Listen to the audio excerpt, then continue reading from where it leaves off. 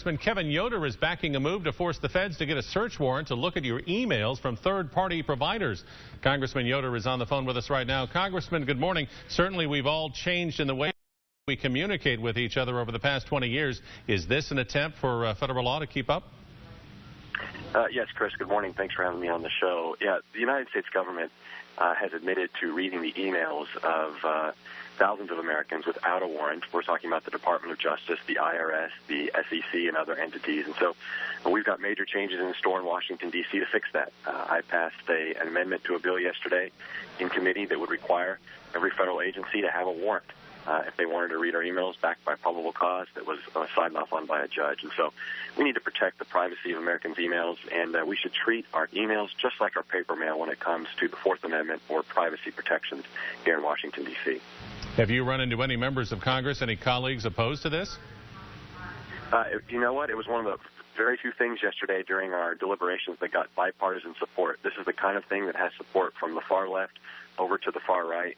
Protecting the privacy of Americans is really a bipartisan issue. Often people say, why can't you work together on things? Well, I think I may have stumbled onto one of the issues that Americans can come together on, and that is to protect the privacy of the emails from Americans when they write to each other. Any word from the administration, from the White House, how they feel about this? We haven't heard from the administration yet. We know that some of the agencies, like the SEC and others, have said that they disagree with our bill. They think that they deserve the authority to read emails without a warrant because that's how they find people who have violated the law. But, Chris, we're not talking about national security here. We're not talking about investigating terrorism. We're talking about the IRS, the SEC, other entities reading the emails of Americans, trying to find violations of civil and sometimes criminal statutes. And it's just wrong to do that. And what happens, Chris, is they will submit a subpoena to Google or Yahoo or AOL and ask them to submit all of their emails for the person that they want to read. You'll never know. And so the Americans who are having their emails read never know because these agencies are going directly to the providers. And so the base point here is that that's wrong. It doesn't protect the privacy of Americans' private emails.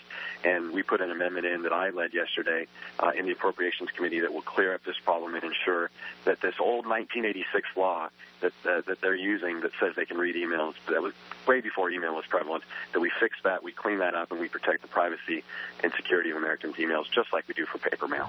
Kansas Congressman Kevin Yoder. Congressman, as always, thanks. Thanks for having me on.